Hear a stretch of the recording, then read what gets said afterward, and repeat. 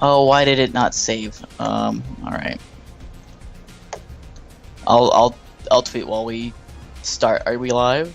I think we're probably live-ish. I hit the Okay. button anyway. Hey everyone, we're just getting some files moved around so we're organized and stuff. Last minute stuff. Would someone in the office mind opening the live stream to check our audio volume for us? It's probably not a bad idea. Yeah, Nathan's on it. I heard Nathan. I heard his beard. Okay.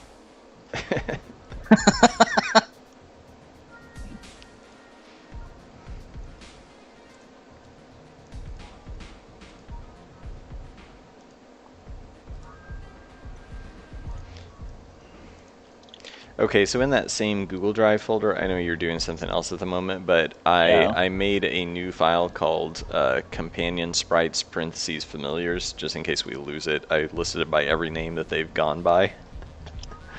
I will send you a link here in a second too. Okay. What's the give me a second.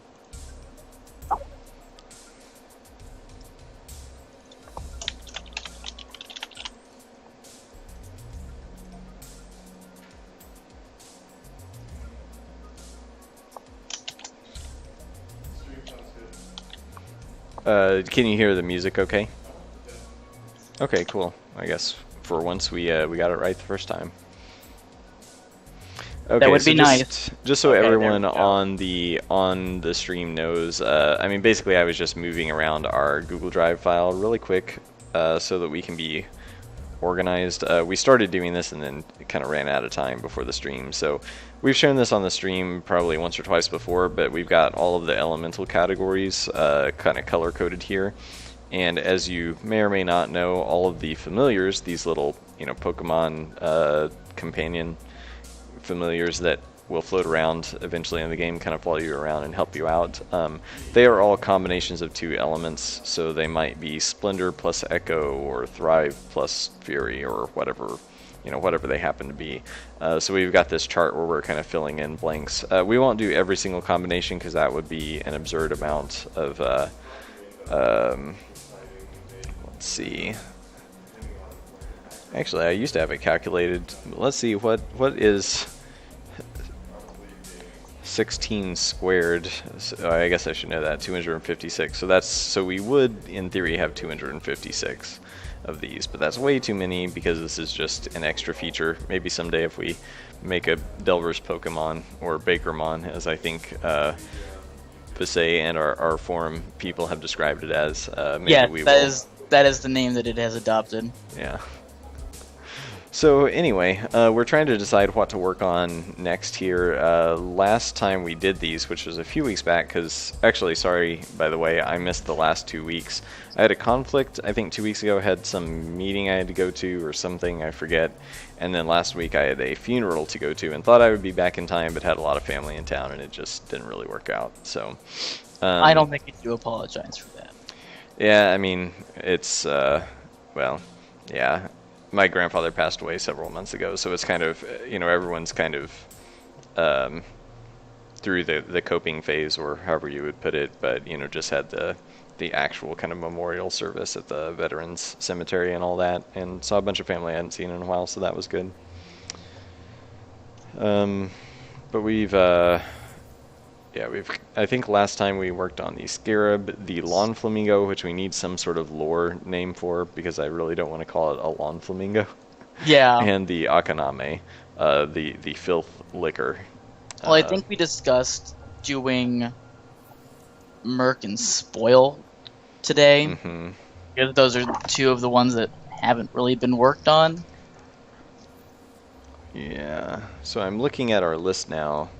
So, I mean, Merc, we had one idea. Did we do this one already? Yeah, we've done the Yukiona? Yu-Gi-Oh! That's the The Ice Spirit. Sorry, I'm trying to scroll sideways and hitting the wrong button. Yeah, so this was the Yukiona. Yeah, we've done her. And I don't for think she's Merc Spoil, anymore either, but she might be. what's that? I said I don't think she's Merc anymore, but she might be. Oh yeah, we talked about moving her to Grim or something like that. Or is that... Did I make that up? I don't remember. It's been a while. I'm bad. I thought I would have changed her already. I don't know. Yeah, maybe we didn't want to change her. I know we changed a couple of these around a little bit, but I thought I updated everybody. Like the bar guest was originally Merc and Fury, but we changed him to Grim and Fury. Yeah. And the Moneki Neko is Splendor and Howl and was originally something else, so... yeah, so we got a couple Howl, several Ice, a couple of Earth, a couple Thrive. We're actually pretty slim on Fury and the Lightning element, which I don't know if I ever totally finalized the name. Actually, we don't have anything with Lightning or Rend. We've got the one Spoil and Metal from last week. Well, then we should do the Stormcrow. What is the lore name for that? I mean, that is one of the lore names. But I'll Google it. I forget. It might have another name. We've also got the Raiju in Rend and Howl, but we've already done several with Howl. So I wouldn't actually put Raiju with Howl. I'd put it with Splendor because Raiju's a god. Okay. So maybe we move that. Yeah, I'll do that right now. Oh, I got it moved. Did you? Should have. Oh, are you looking at the new doc? The one I just Yeah, made? I'm looking at the new doc that you just linked. Okay. Yeah, it should have updated in it's the familiars tab, not the familiar old tab. Well, we've got a bunch listed here for Quell, but we haven't done a single Quell, which Quell is the wind element. We've got a lot here. I'm supposed to do my girlfriend's dog, Beatrice, which I was going to try to kind of connect to Dante's Inferno or Paradiso or whichever one that's from. I feel like we had a discussion about that. That was from Purgatorio and Paradiso. Mm-hmm. Because I'm a nerd. And we haven't done much with Echo. We did one or two maybe. Yeah. So plenty to work on just off this list. Yeah. So yeah, I mean we could. You want to do Quell Echo Zaboya Q? I don't remember what that is. It is a creature that lives in the Tower of the... I don't know if it's Determination. Forget the name. Google image search to the rescue. Tower of Victory. I don't think it has much of a picture. Yeah, there are a bunch of different, just weird things. Yeah, I'm sure you're also going to get some Gundam searches because they need Yep. They're a little Gundam, little multi-headed beast, and spike beings and eyeball beings, and so basically I could do whatever I want, huh? The one, I'll 1, 2, 3, 4, 5, 6. The 7th one in is the best one that I've seen. It's supposed to look like. Very scary stuff. Hey CC Natsumi, yay stream. Yeah, yay stream. Welcome.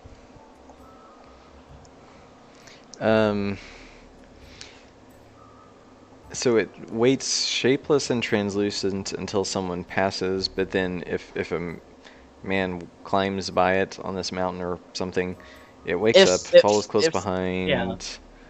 It becomes clearer and more colorful, gives off a blue light. This thing is really bizarre. That's why I added it. Sorry for the gross drinking sounds there, guys. So does it actually do anything? When touched, it feels like the fuzz on the skin of a peach. What I imagine is how the legend started was it's one of those like weird sensations you get when you're high up. Yeah. In like a rickety tower, like you feel like the skin of a peach. That's like a tingly feeling or something, you know? Yeah. So I just imagine that some person was afraid of heights and came down, and people were like, "Oh man, you were really scared up on that rickety tower. And he's like, no, man, it was the Aboya Q that was doing it.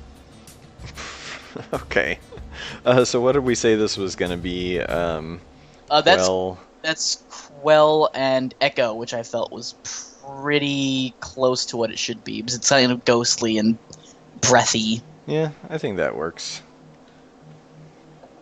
And it's weird, and hey, pause. You're CC not to me, okay. So yeah, I just felt that it was weird, and I thought you might like that. Or I wonder if, since we're climbing, it could be some kind of like Quell and Mantle, but then there's probably something else already filling that gap. Well, actually, no. I don't think there is. But then I like this, how it feels like a peach. Like, I actually just want to make it look like a peach, but I don't know if you can do that and color it all blues and grays. Yeah, that might be a little weird. I mean, we could make it, like, I'm kind of getting this image in my mind where it does sort of look like, some kind of weird fruit thing with, like, there was, with, like, eyeballs all over or something.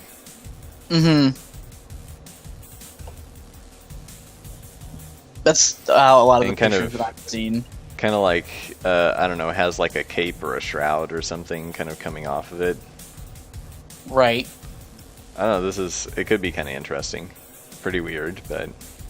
Yeah. Rely on me to find the really strange stuff. Apparently, the Stormcrow is called the Corby. How's that spelled? Corbie. It's also just called Stormcrow. It's a Native mythology American. Is? Oh, okay. Native American. Okay, well, I've got that in to be the next one here. Okay, and that should definitely be Rend. And I'm trying to think of what else it should be. I mean, I would even say Rend Quell, since it is a bird.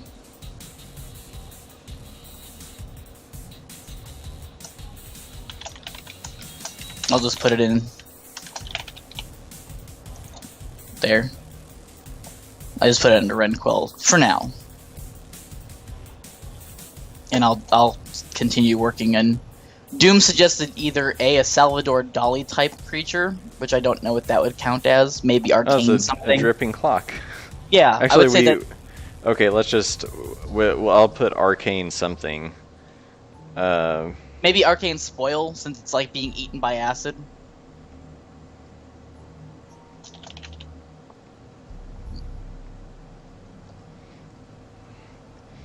I just call it Dolly Arcane Spoil.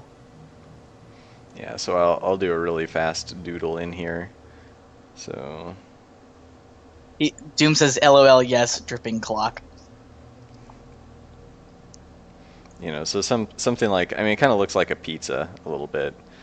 Or at least he also suggested like a Frankenstein monster, which I guess could be like Merc Grimm. Well, probably arcane something for that as well. Maybe arcane Merc. Yeah, since arcane is kind of like anything that has... Well, actually, arcane... Do we have anything for arcane Grimm? No. Because that would be kind of like, something that rose from the grave and is powered by arcane magic. Oh, actually, yes, we do. We have a Kamitachi, and you've already drawn that. But I think we moved that to Grim Howl. Grim Howl, yeah. Okay, yeah, so let me change that around.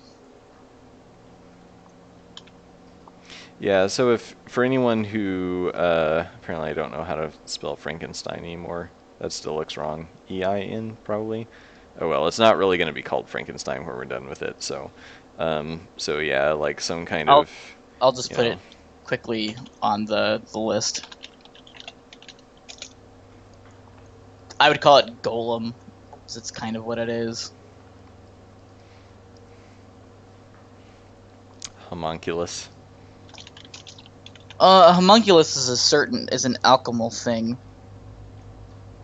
Yeah, that still works. I mean, anything that's kind of alchemy-ish in the world would be considered arcane related, I think. Okay.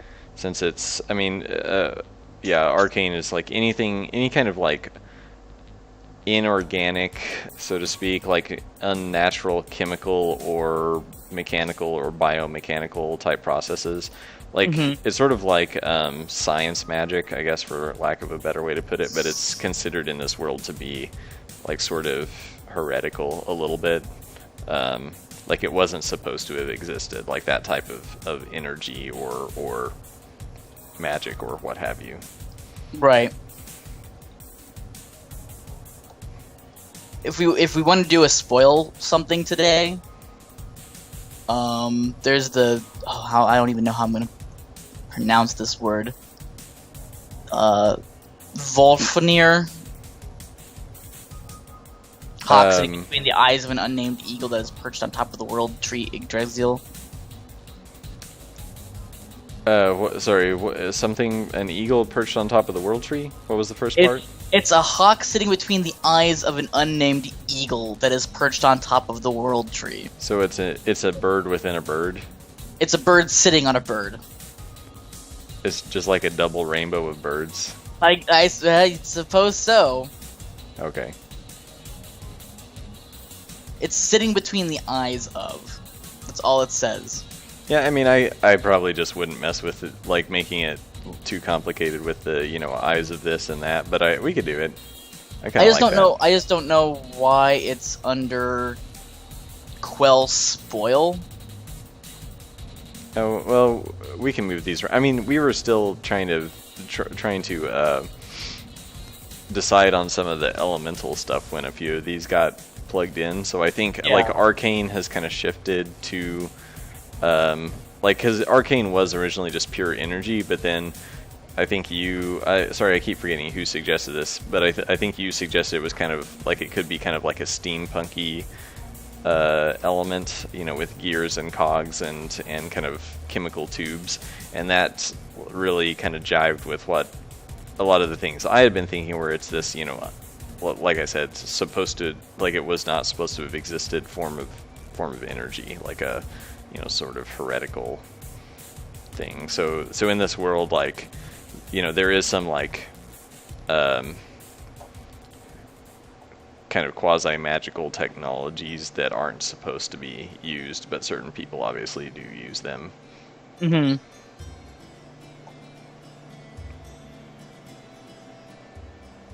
I think it's a mix. I think I suggested it being kind of steampunky and like sciencey, but I don't remember when that happened. I mean, if people saw my Twitter avatar, they would know that I'm not a huge fan of steampunk. I think it was on a stream. Was it okay? I don't remember. It was either you or someone else on the stream. Like, it might have been Doom. Yeah. Or someone else in the chat, rather. Ideas begin to merge. Yeah, I like to give credit where credit is due, but then it's bad when I start forgetting. But anyway.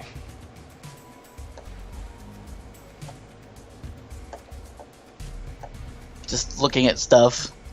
Doom says a caped peach with many eyes, just lol. Yeah, we've got to give him a cute little mouth. Yeah, it's cute. In a gross way. I'll definitely put that on the update. I mean, he's gonna need some kind of like pinkish color in here somewhere, I feel like. So I'll have to, I'll have to figure something out there. Doom asked, where do I find these things? I don't know. I just know my mythology. I'm hungry for it.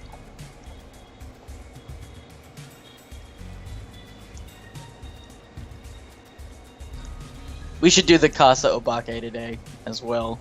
What's that? That's the umbrella ghost. Oh, that's the it's the one that hops around on one leg. It hops around on one leg.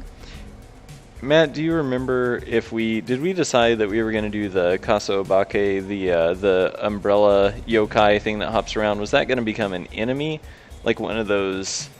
It's like animated by magic household objects that would become an enemy in the world, or were you a mimic? Is that what you said? So we were going to do it that way, or as a companion? The first way. So I forget what we. Well, maybe you'll remember, Kyle. Like we had that set of enemies that are like they're elemental enemies, but it's like household objects Yeah, that the are elemental animated. wraiths. Yeah, the elemental wraiths.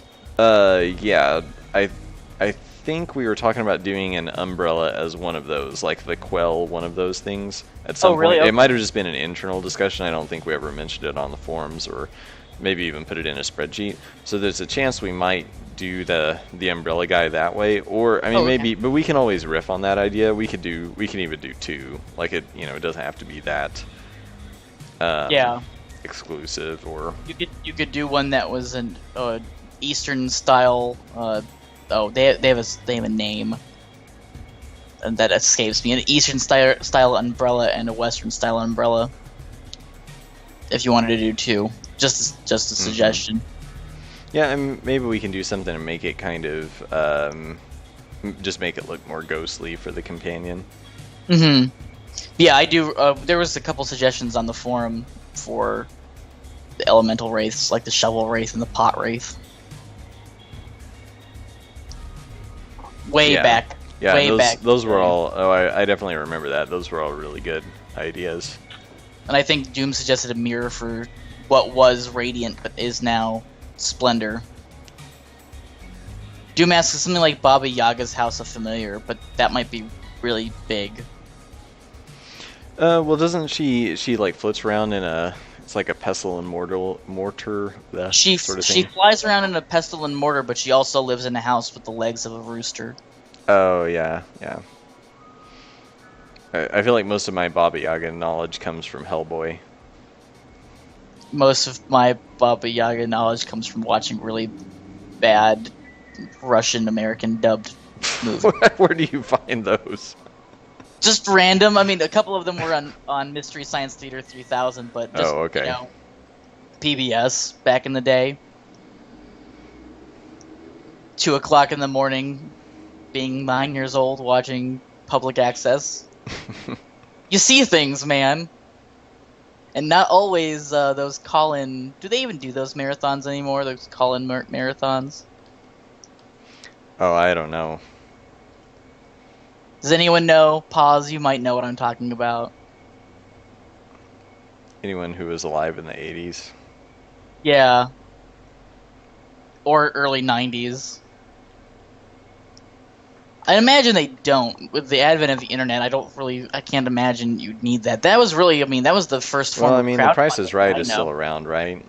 Like... Yeah, and Drew Carey is, becoming, like, Bob Barker. He looks like... They do, and you still get a bag, according to Pause. Amazing. I'm not surprised that they still exist. Did I ever see Sir Toll? No, I have not seen Sir Toll Doom. What is that? It's a cute-looking peach. In that weird, grossly cute Muppet sort of way. Each one you do just looks more and more Muppet-like, I kind of like that. Me too. It's a good theme. Yeah, I guess going toward these more like googly eyes does still kind of, but this is still like it's the mouth that makes it very Muppet-esque. But I feel like that's one of the more successful companions is the Akaname. I really like that one. That came out really well. But they all do. I also still like the first few where they're all kind of pretty animalish and it's just a large head, like the Barghest and the Wolver. I still really like. The Yukiona I think is maybe kind of weak, just because that one was just really hard to figure out like where her head kind of begins and ends. But maybe I kind of have a quick idea here. Maybe I can just pull it off with a really quick Photoshop edit. Just like making her face kind of wider and like a little more goofy, but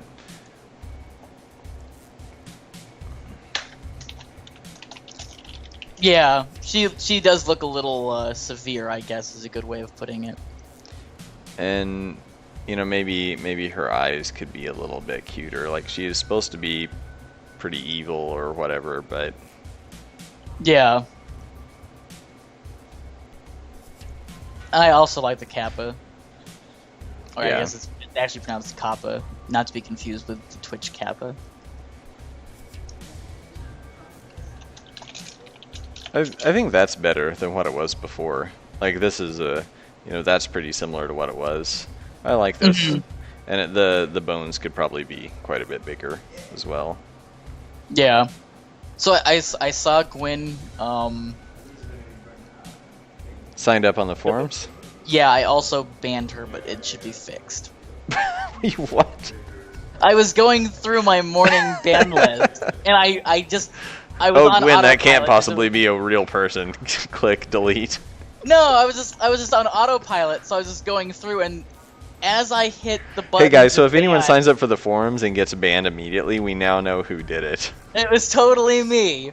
But then I saw @Pixelscopic in the in one of the lines, and I was like, oh Yeah. shit! So I went and fixed it. So Yeah. everything should be fine. But I thought that I should own up to that mistake. Okay. If she asks about it, she'll probably just be really confused. Like, so it looks like I was banned, but then I'm not. But I'm not. Yeah. So yeah, if that comes up, just be like, yeah, it's fine.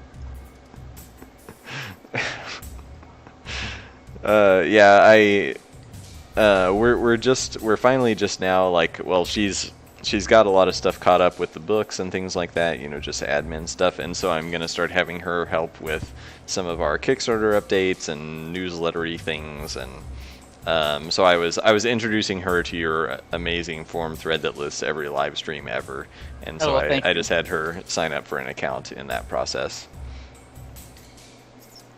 I'm really good at compiling data. It's Yeah. like the one life skill I've got. But I don't know how to use Excel, so I don't do it spreadsheet wise, Okay. which means it's messy. I need to just teach a spreadsheet class at some point, just I will sign up for that. online or for our, like, even for our company. Like I'm still the spreadsheet go-to dude. I'll totally sign up for that. I had to learn it for high school, but then I promptly forgot it because the next year everyone's like, we're not using spreadsheet anymore. I'm like, oh, okay, this was a useless class. Yeah, and it's interesting. I used it in high school and didn't touch it like for the next however many years. Like it sort of made sense to me at the time, but then like I actually did not use it all through college. I mean, I probably didn't even have Office, or I don't know. It just like, it's one of those things that hadn't really clicked for me completely. Like I knew how to use it from high school, but just didn't really see the usefulness, I guess. And well, Google Docs has made it way more useful for me because it's just synced all the time. So my fiance and I use it for like to-do lists and things like that. Sometimes I've kind of gotten her used to it.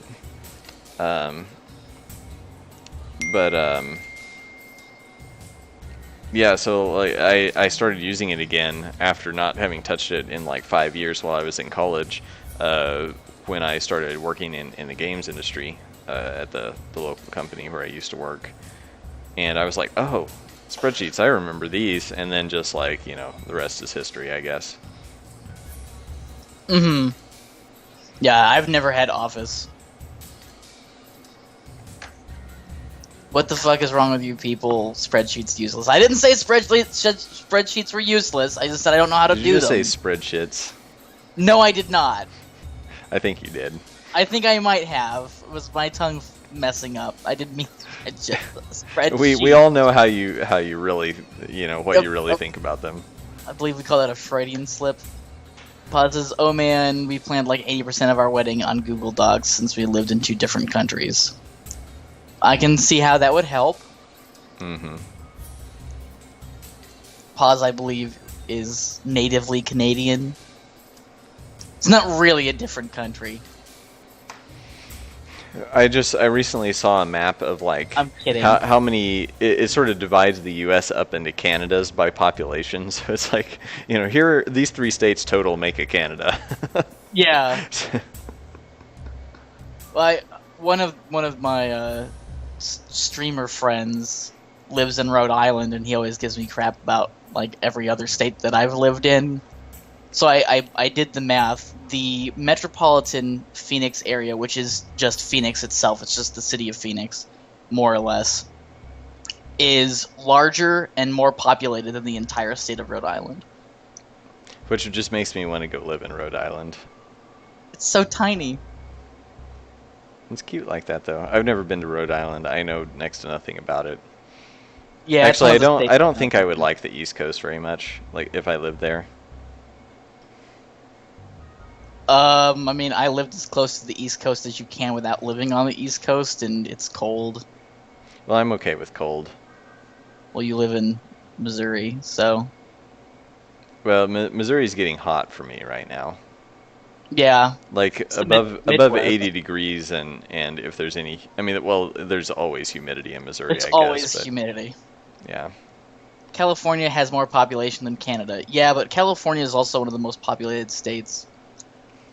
Considering that California, if it were actually its own country, would have, I think, like the 4th or 5th highest GDP of the world, it's not saying a whole lot.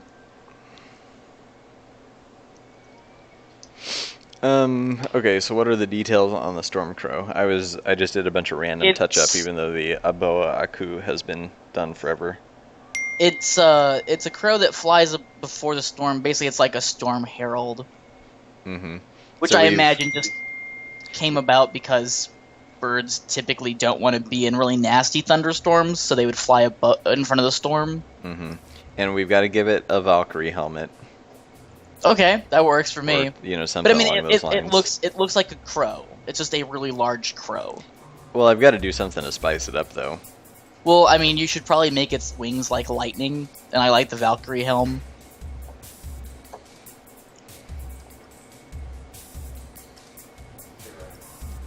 I think those all. What's up, Nathan? Do you have something, some sort of, is there a Skype ringer or something that there's a ding that happens on the screen every... Oh, time you get a- yeah, sorry, that's my phone notifications. I can turn it off.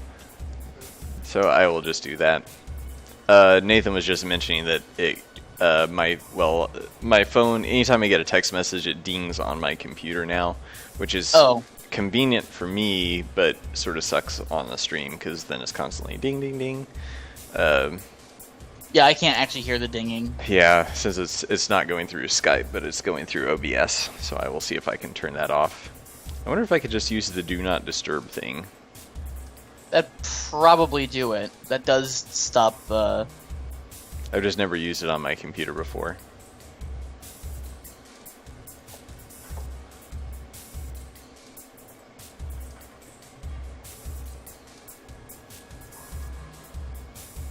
Yeah, I used Do Not Disturb for a long time until I was yelled at that it makes it seem like I'm actually not there when I was. I just turned it off so I didn't get notifications when I was recording and stuff. You know, I don't actually... apparently I don't know how to turn on Do Not Disturb on my computer. In Skype? No, this has got to be in my Mac OS notifications. Oh. Well, I can temporarily disable messages.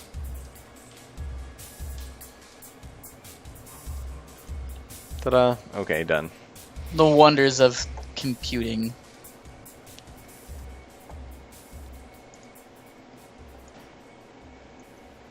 Apparently you can set Do Not Disturb for certain times of the day, but I don't know how to just turn it on. And it's not worth looking into while we're doing a live stream. Well, that's weird. Only certain times of the day?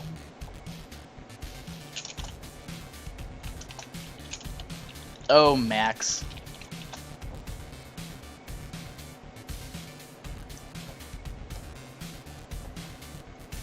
The only time I ever used a Mac was when I did computer-aided drafting and designing in high school. And they were from 1987?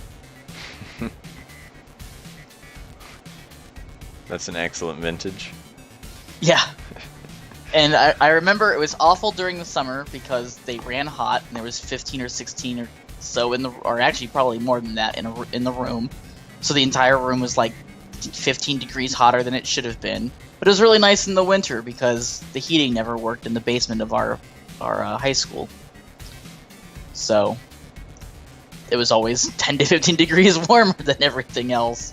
Yeah. So that was nice. I have my phone set to Do Not Disturb between 11:30 p.m. and 9 a.m. My favorites can still ring me during that time. So in an emergency, my family can still get in touch. Everyone else can go away. Man, I get so many early calls from telemarketers based in Ohio because I still have the Ohio area code. I need to try to figure out how to block some telemarketing stuff, because I keep getting these calls like, you may qualify for a crazy huge business loan. I'm like, yeah, right. Yeah. Well, I got a call this morning that woke me up at 6 o'clock. Ouch. And I went to bed at 5 last night. Ouch. So I was not happy. And the lady comes on super chipper. Hey, we just drove by your house and we saw that you could use like vinyl siding. And I was just like, oh, is that so? She's like, yeah, so here's all the information. I'm like, you understand that I live in an apartment in Arizona. And then she just hung up. I was like, jeez, lady. So how many curse words were your statements laced with? None. I was okay. I was so tired. I was like, you understand I live in an apartment in Arizona, and she just hung up on me. It was like, and I got one of those calls in college. In my first year of college, some lady called me. She's like, yeah, we just drove by. I don't even know if it's the same company. We saw that your house really needs a touch-up. You know, we do this vinyl siding thing. And I'm like, I'm 19. I live in a dorm room. Weird. So your name just got on a list for the, vinyl sidings at some point like 10 years ago, and they've never taken you off. I don't understand. I've never owned a house. And if I did own a house, I don't think I'd want vinyl siding. Just from having built houses for a good portion of my young adult life. Oh, I didn't know you did that, or I might have just forgotten. You probably told me that at some point. My first real job, I mean, I worked in kitchens as busboys and stuff. My first real job was a construction worker. Cool. Backer and Sons Incorporated. I don't believe they're in business anymore. The original owner, I mean, it was a family-owned business. I think he just got too old, and I think the rest of the construction crew just went on to other companies. Yeah. Nice people to work for, though. My family are friends with them through all the work that they did. I feel like this is a pretty successful design, but it's going to be a little aggressive with all these like the spiky lightning wings and stuff compared to a bunch of the other ones. You could make them like rain clouds with like little bits of lightning jutting out. Well, why don't I color this, and we'll kind of see where we land and then look back through the others. It might be okay. Or maybe I just need to spice some of the other ones up a little bit. Yeah.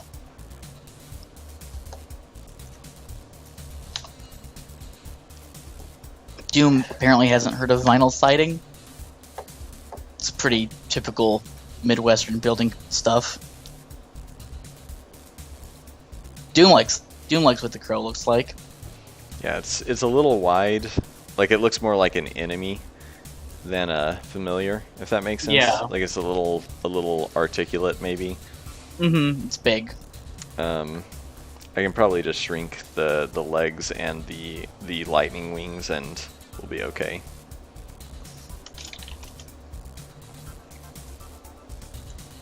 It's cute in a scary kind of way. I do like the clock. That is a really good dolly clock that you did.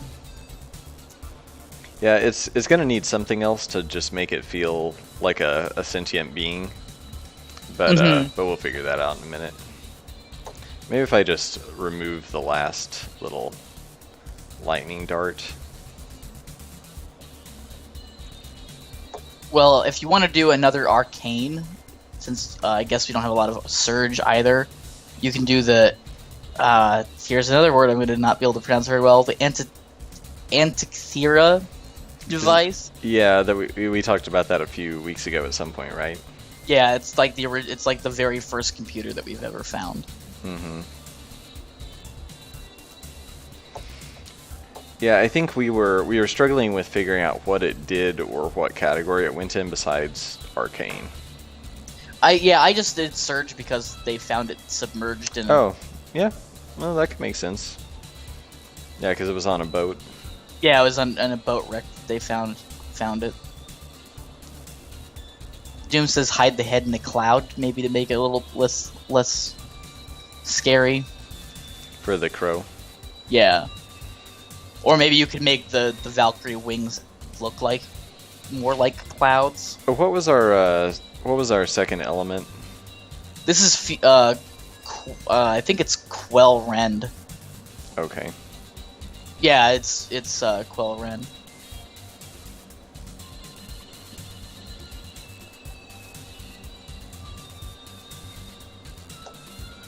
Or Rend Quell, either way works.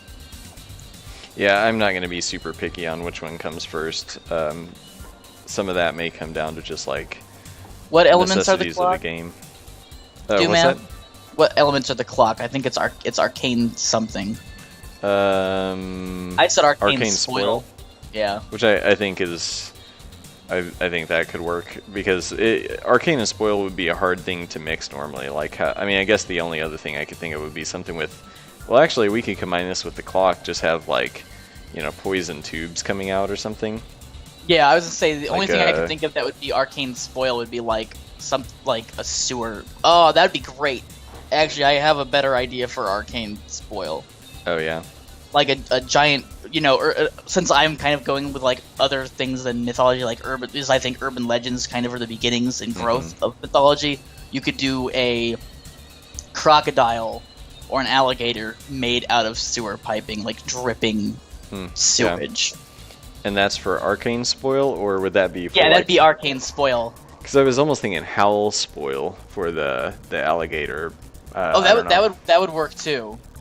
I think that'd be really, put those notes in the sheet if you don't mind, so we don't forget. Yeah.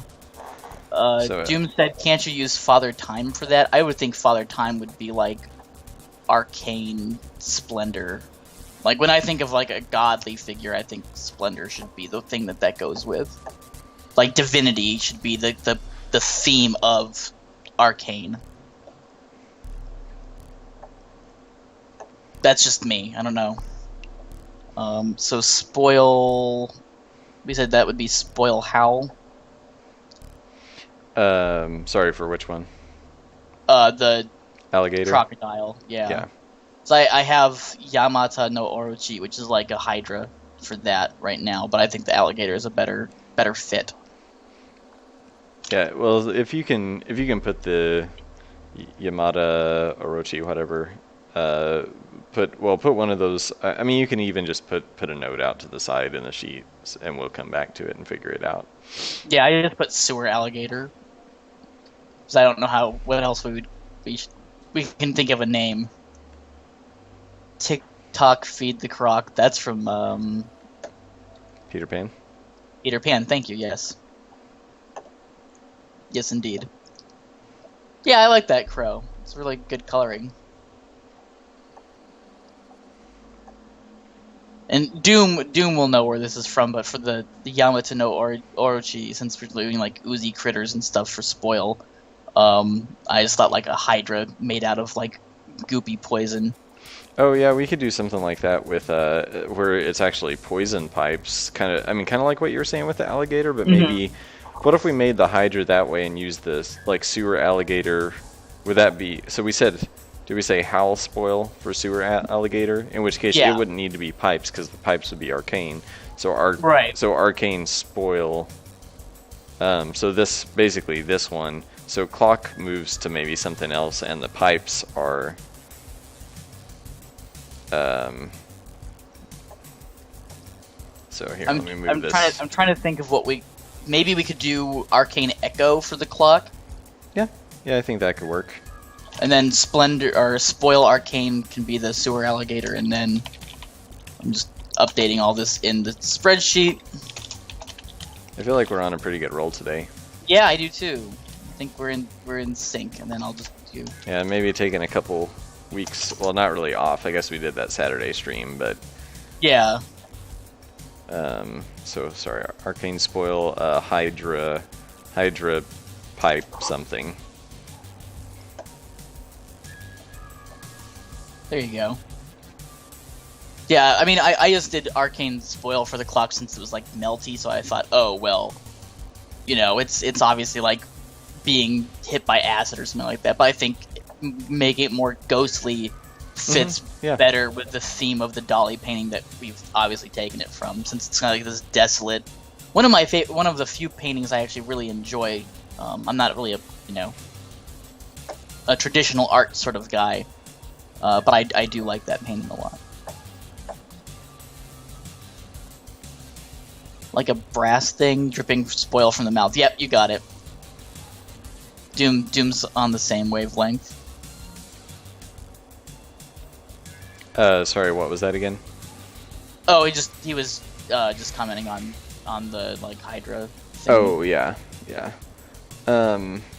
I actually do like the Stormcrow now. Like giving it some lighter colors. Like I think It definitely looks severe, but I think Ren should look severe. Yeah, it could maybe just be a little smaller overall.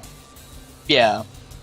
And I think also, since you did it right next to the Aboyaku, it looks more severe since that thing's just kind of like round and squishy and puffy looking. But and the line weight could use some rework. I mean, all of these will have to get kind of cut up and polished and have some highlights added to them later, so I'm not too worried about, like, you know, this guy, the Stormcrow, obviously has thicker outlines than the Wendigo does. But, I mean, those two look like, they have a similar body type, you know, they're kind of like a head and wings and little legs. They look like they exist in the same world to me, so I think that's okay. Yeah, definitely. I mean, I think it's good that there's a variety of how they look. Yeah. Some look more like Muppets, some look closer to enemies. I think that's pretty cool. Yeah. And I think stylistically, once these get in the game, we're going to do something where they actually look glowy and spectral anyway. Yeah. So I think you'll be able to differentiate and kind of tell that these are, you know, spirit creatures. Like, you know, elemental spirit creatures. I think I need to start iTunes again here. Yeah. Sorry, I forgot to set iTunes to loop.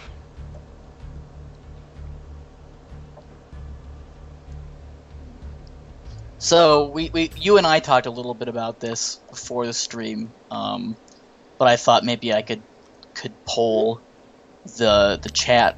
I don't know if you guys have heard, but Desura, which was a digital distribution site, has filed for the Desura hasn't, the parent company of Desura, which is Bad Juju Studios, filed for bankruptcy today. So I'm wondering if anyone in chat wants to entertain a little bit of that discussion, or Baker, if you have your own thoughts and opinions on that.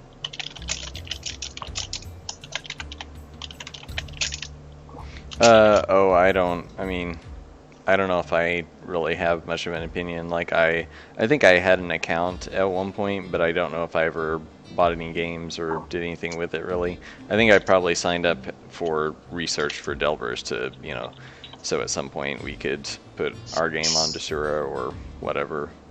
But I'm not as kind of up to date on all those things as I possibly should be. Yeah.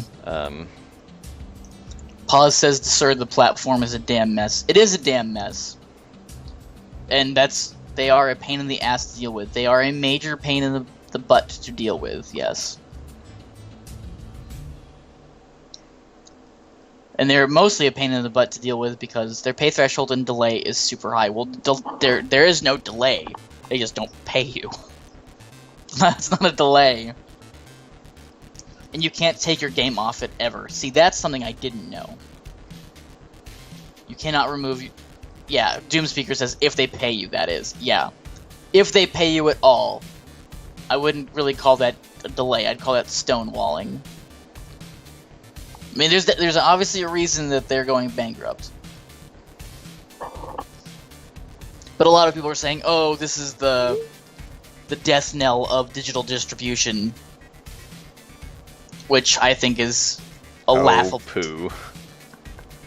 What? Pooey on that. Oh, Yeah. Give me a break. Like, digital distribution is just getting started. Digital distribution is just getting started, and Desura was not and never has been, and I guess never will be, a major digital distribution platform. It was never a household name. I mean, like, Steam isn't quite a household name, but more people know about that. It's sort of like, it would be hard for me to say, like, maybe someone else would know, like, if Desura or GOG, Good Old Games, is more well-known. I use GOG. I have an account. I bought a number of games there, but I've never bought a game on Desura. Good Old Games is definitely better known than Desura, and Paz says it correctly. It's a sign that the digital distribution market is healthy. Shit companies going under is how the market should work. It's absolutely how a market should work.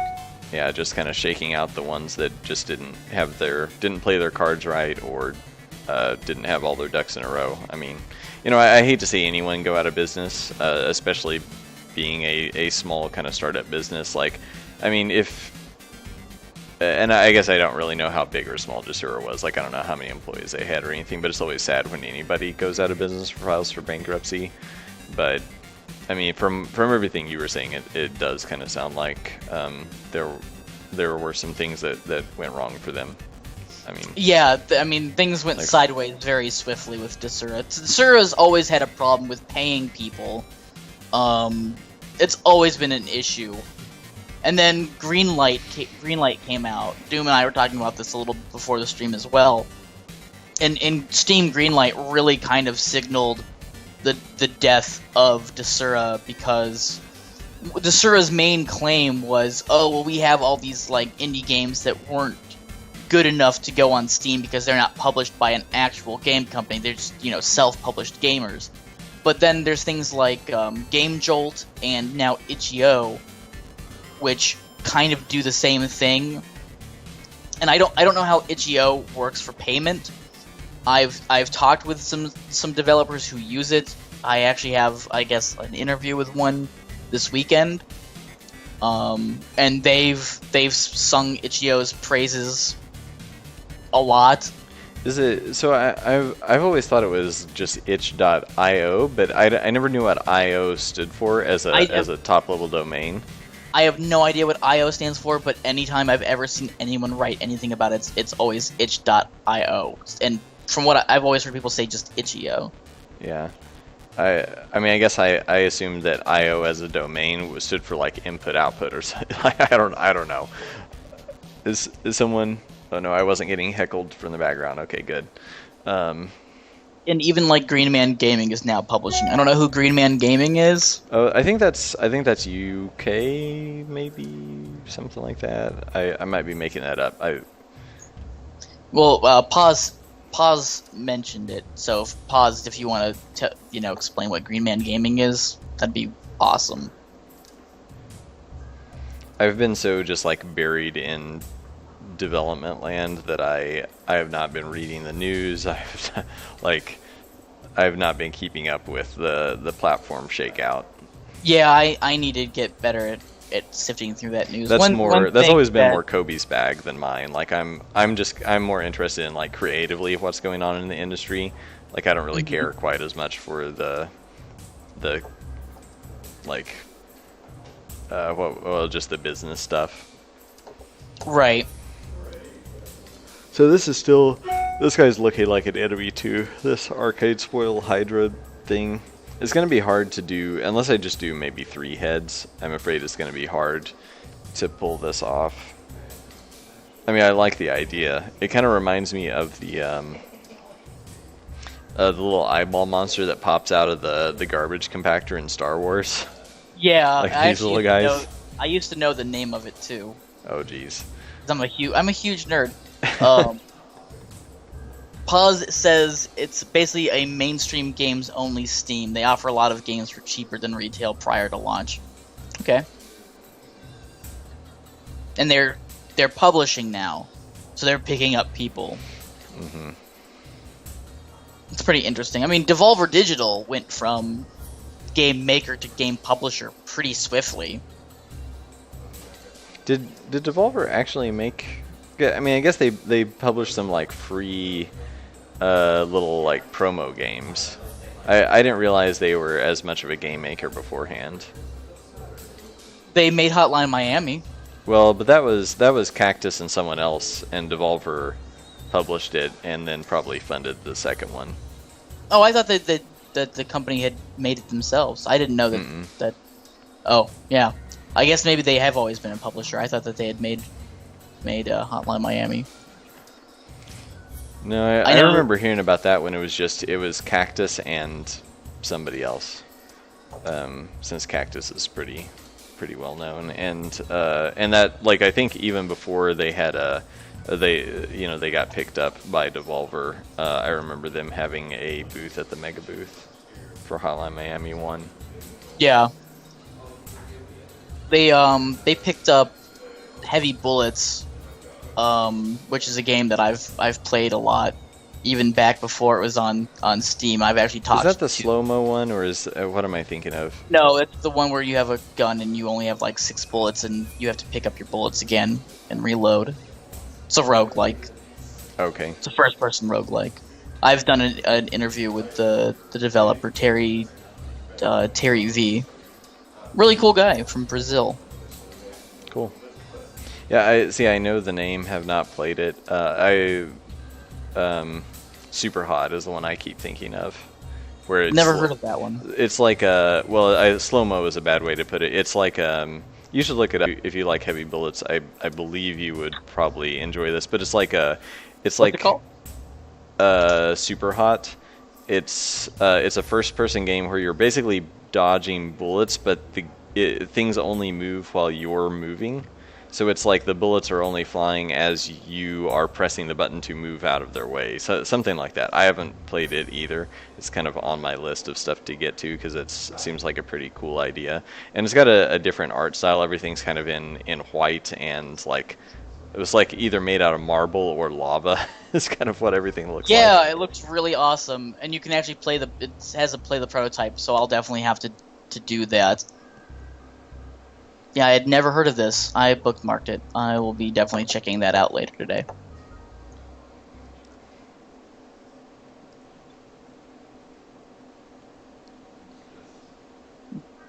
I don't know what Doom is meaning. It says Hotline Miami 1 has no publisher, you mean, Doom?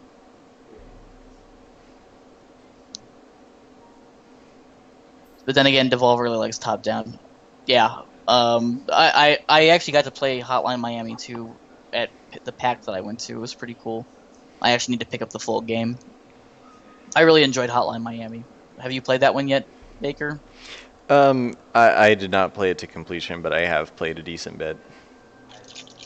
A decent bit for me might be like an hour, but I played it somewhat. We'll say that. Yeah. Have you played Vagante? Or Yeah, I however that's played supposed it. to be I played it when pronounced? it was just in I guess it's early alpha. I haven't played it since it released. I'm pretty sure it's in early access Yeah, now. I played on it like Steam. back last fall sometime, probably, or I don't remember. Maybe it was winter, but yeah, it was still really early. I don't know if it's Right. released yet or not, but it was pretty cool. Kind of weird, like especially how you press the button and wait like 3/4 of a second before the attack goes through. Yeah, I mostly had a problem. I really don't like the ZX movement scheme. As far as keyboard goes, you mean? Yeah, as far as keyboard goes. I was probably using a controller. I don't remember When now, I but- played it, it didn't have controller input. Oh, okay. It's if people who don't know what we're talking about, Vagante is like a fantasy Spelunky. Yeah, so sort of, randomized roguelike-y. Yeah, I guess I'd never, for whatever reason, I hadn't thought of the Spelunky comparison, but it pretty much is like Spelunky with a sword. Yeah, And- and there's also a mage and an archer. road. And the maps are bigger, I think, and like a little more. They feel a little more Metroidvania sort of to me. Yeah. There's leveling and spells and random item drops. It's an interesting game. I definitely want to give it a check when it's more finished. I'm terrible with platforming, and it is a platforming game. Doom says it has a terrible scaling problem, and the RNG is boring. Which I guess means it's not a very good RNG. Pause says it's nice to see that each serve a different market. Talking about digital distribution again. Green Man Gaming is good for the have to have the latest thing right now, and I'm cheap. Steam is great for the I am cheap. I am willing to wait a long time for my price. And no, I mean Spelunky is a great game. Doom says don't shame Spelunky. It has a lot more thought in the level generation. Oh, I guess Doom is saying the level generation for Vagante is not very good in its RNG. It was a little weird, I thought, but of course that was a very early version. I don't know where it's at now. So I mean, I could definitely tell certain things were very obviously unfinished when I played. So I'm not gonna knock it too much just because I don't know where it's going. Like it was interesting to me. Like I hit something like that where I really didn't like the super slow attacks. But it's kind of like, okay, like I'm willing to kind of give this the benefit of the doubt and assume that, well, kind of like my assumptions about games might be wrong, or like they probably have like a really cool idea they're trying to pull off, and I'm just like not quite with it yet.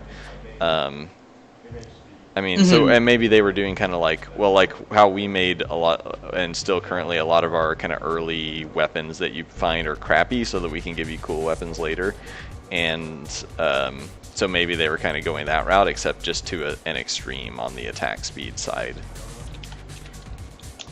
Yeah. Doom says Spelunky RNG is what D-Drop should aspire to. Yeah, well, in Spelunky, I mean, it's actually... Spelunky's level generation is actually pretty simple. Like, it's just... And, yeah, I mean, I think we were going for something like... weirdly, like, both more complex and random, but also more handcrafted than Spelunky. Like, Spelunky somehow managed to have... well, it's got several kind of pre-designed-ish segments with a lot of blocks that can be empty or filled or a certain type of thing.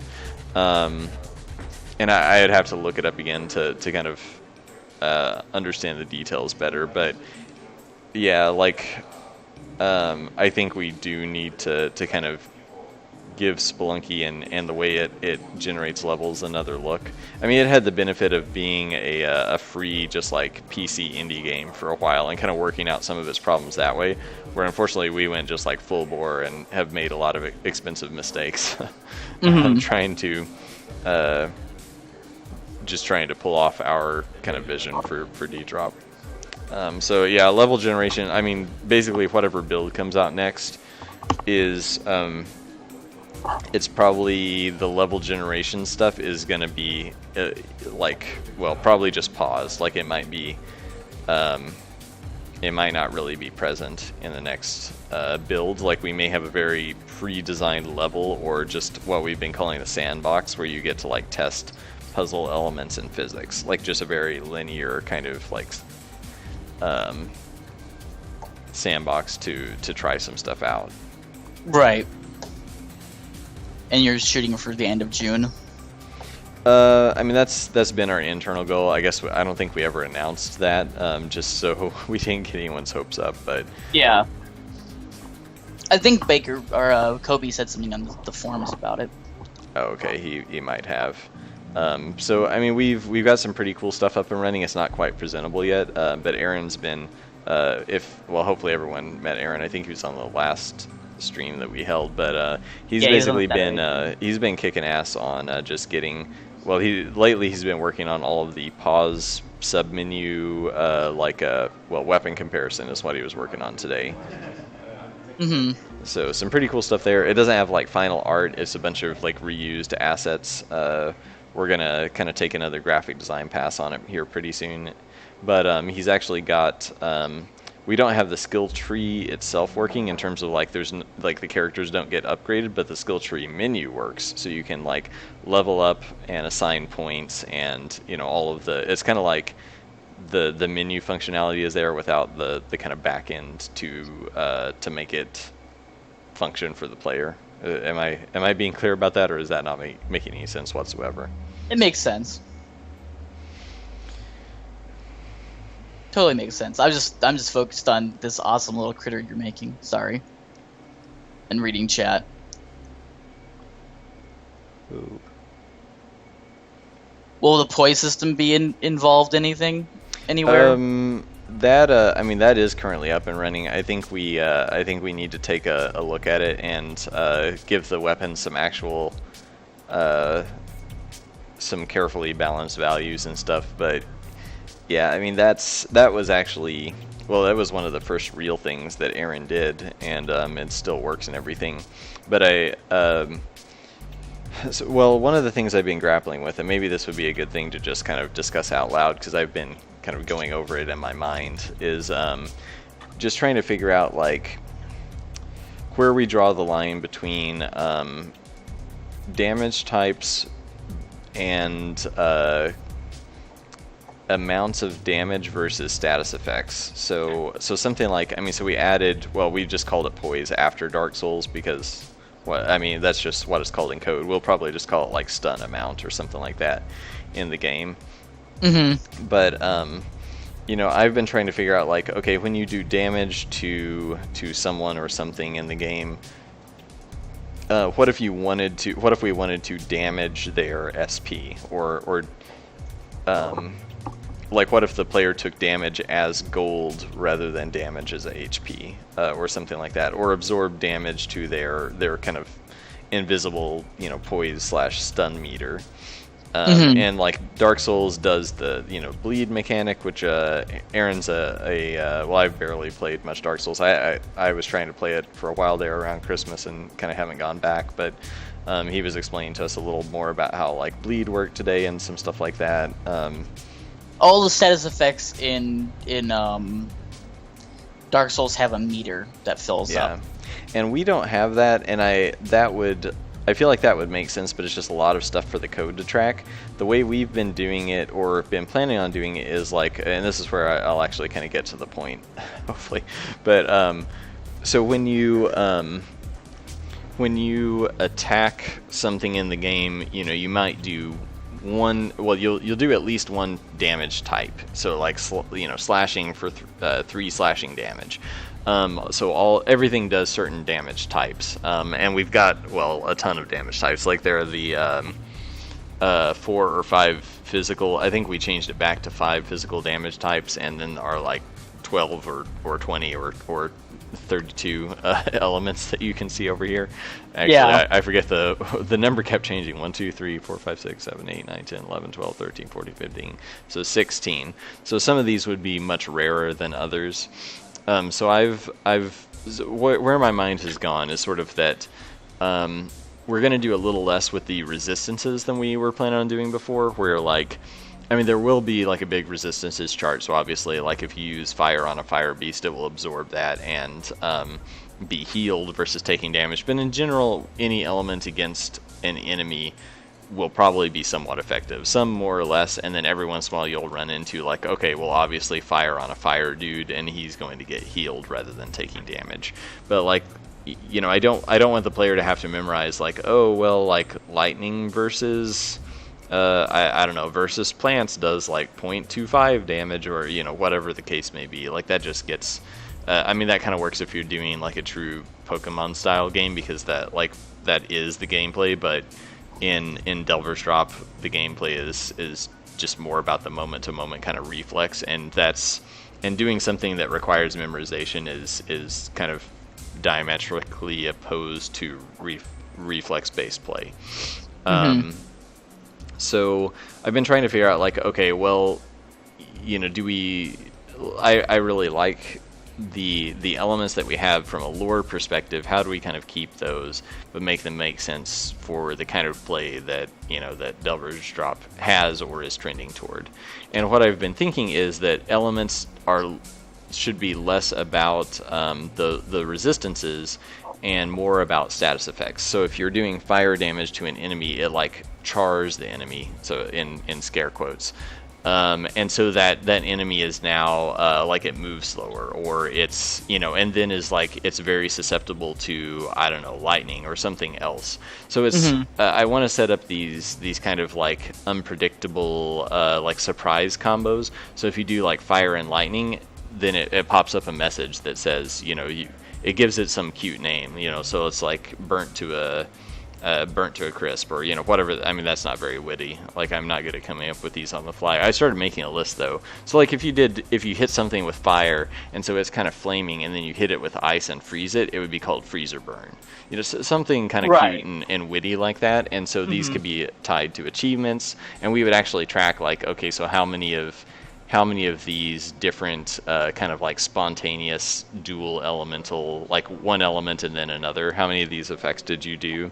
And some of them would be really hidden or really hard to achieve, because you might, the way I was setting up the sheet for it, you would have to do something like, I don't know, like 30 fire damage and then 30 ice damage as an immediate follow-up to get one of these specific effects. So obviously it's just kind of like a bonus feature.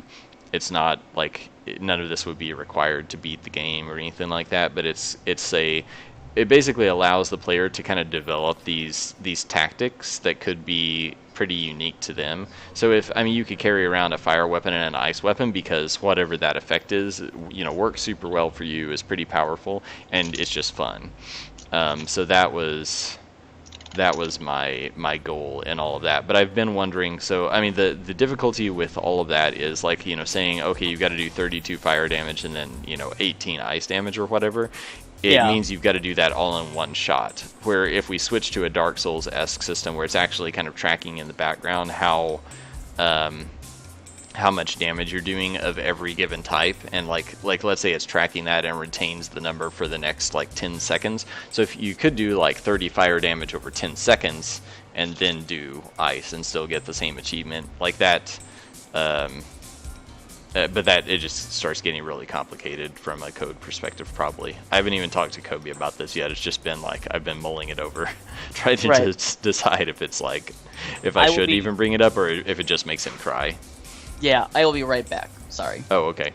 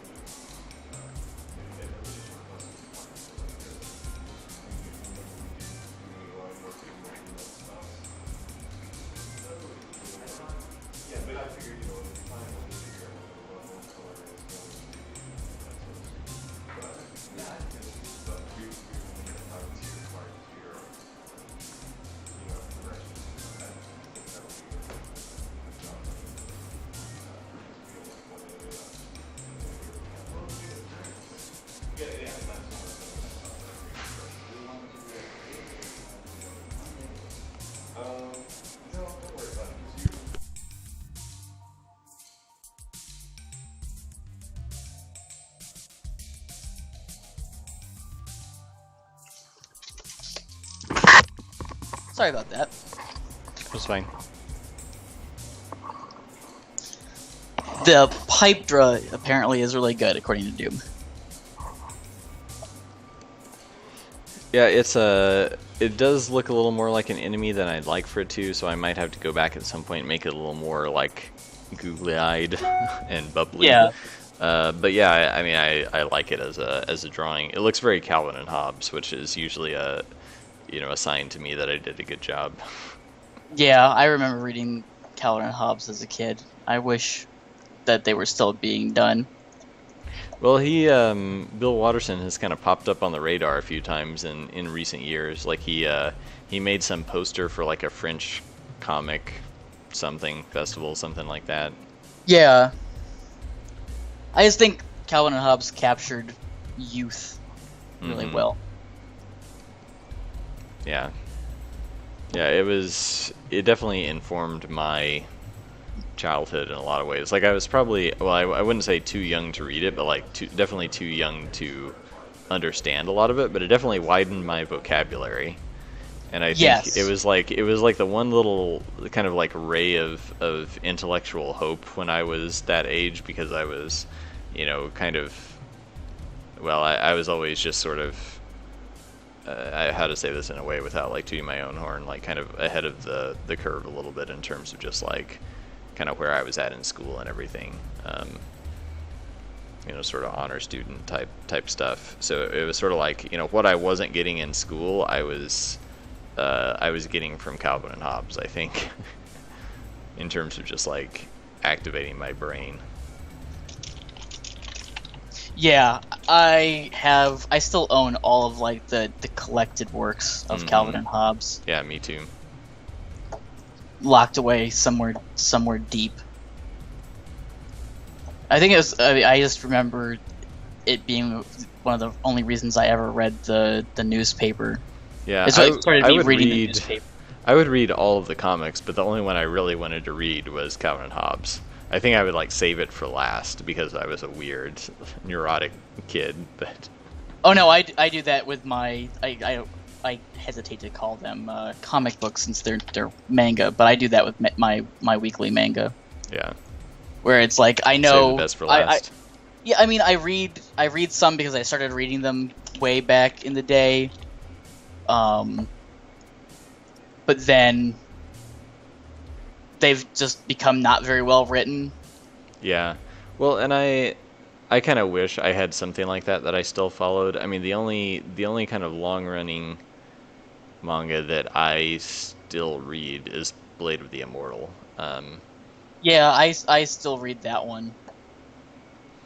I was reading Bleach for a little while. I need to I have this whole stack of Bleach manga that I need to sell on eBay, and that was like I thought it was kind of an interesting premise for a little bit, but sorry, go ahead. Oh no, Bleach is one of those that I've just been reading out of the fact that I just wanted to finish it. Yeah, like but I started will it ever be finished though? Yeah, it's in its last arc. Oh, okay. Yeah, it's. I mean, they're dragging it out a lot, but it's the anime that they did alongside it got canceled, which is a bad sign. It's still, I mean, it's not selling so well anymore, and yeah, they're basically nearing the end. Naruto finished, and I was reading that one out of just. I started this when Kazaa Light still existed because I've watched the anime because I downloaded off Kazaa Light. But they're doing like side stories now, yeah. So I've been reading those just because. Why not? And they're not great, but they're not as bad as the whole series. And I read One Piece, which has consistently and has always been since 1997 one of the most well-written comics I've ever read. One Piece? Yeah. Because I felt like I read a few, and it was just like I just thought it was pretty goofy. But I mean, I didn't get very far. It starts out in like the first 2 or 3 arcs, kind of goofy and childlike, but they're called mangaka. The writer has evolved the story with the bulk reader base. It still appeals to kids, but Oda knows that the people who were reading it in 1997, like me, are still reading it today. So he updated. He updates the story, and it's actually pretty mature. Some pretty serious story elements. So a couple major characters have died, which rarely ever happens in manga. Mm-hmm. It's something that the status quo can't be broken. Usually in those sorts of things, like all other comic books, but he's really gone and done some pretty horrific stuff. Yeah, that might warrant me kind of looking into it. I think actually I might have watched. Maybe I watched the cartoon instead of reading the comic. I can't remember now, but I wasn't impressed with whatever my first impression was. Yeah, definitely the anime is not nearly as good. And the art's evolved. I mean, the art. A lot of people complain about the art because it's kind of goofy looking and like characters have super long noses. Yeah, and I'm weird okay with the art style. Like there's a lot of anime and manga that I don't really like that much, but One Piece I'm okay with the art style. Yeah. Like it's actually manages to somehow be different from a lot of other things. Or I think it sort of started a style. It seems like. I'll send you a picture of the latest, like just a picture of the latest chapter, just so you can see how far the line work has come. Okay. Because it's really, I don't know. I'm a big fanboy for it. Maybe it's because I've been reading it since 1997. But it just feels like they've accurately moved with the times. Yeah. Here, this is. I mean, I think this is pretty impressive. Are you okay? You're Skyping this to me. I'll throw this on the screen. Yeah, just the shadow work that's involved, and just the level of detail. I think is. I mean, if you looked back 300 chapters to now, it's an obvious upgrade. Mm-hmm. Yeah, some of it feels a little busy, but it's pretty interesting. Like it feels busy, but I like the looseness of it. Like it's how, like once you get to a certain level of control, like you can actually kind of be a little more loose with like this, whatever this is. I forget if OBS picks up my mouse or not, but this face kind of up above in this panel looks very like almost like a Picasso drawing or something.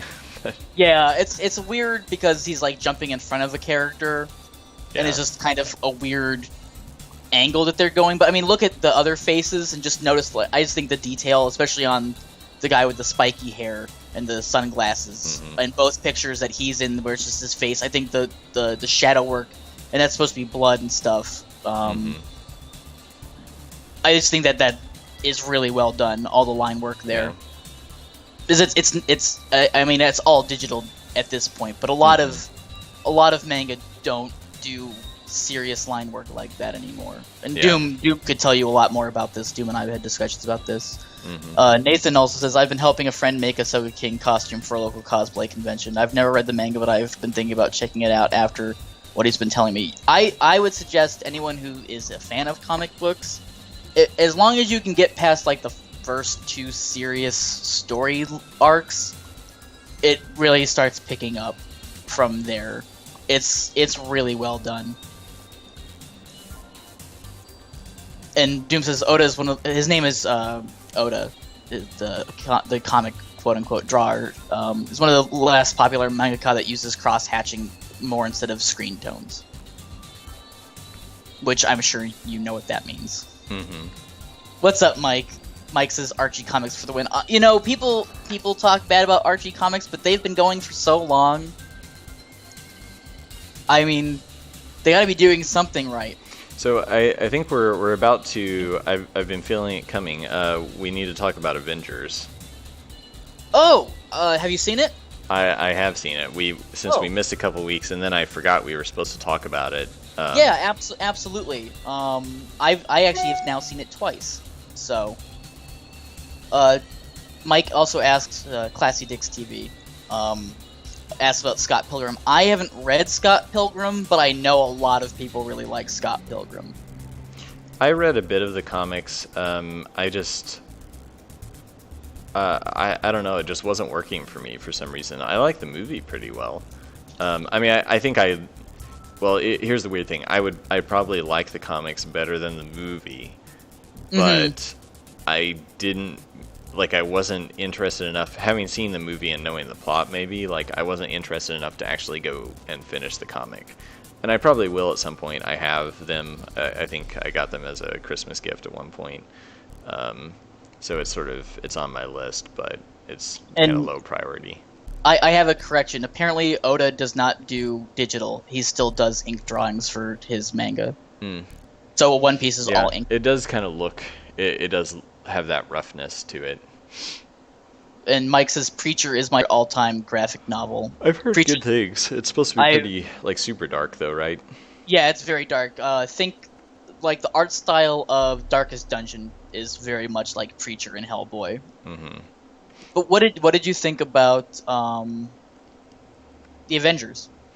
Where to start? It was entertaining. It was good. There are a lot of things I really liked about it, but there are a lot of things like, well, okay, super duper spoilers. So just like stop watching the stream or just turn your audio off and watch me draw if you haven't seen this movie yet.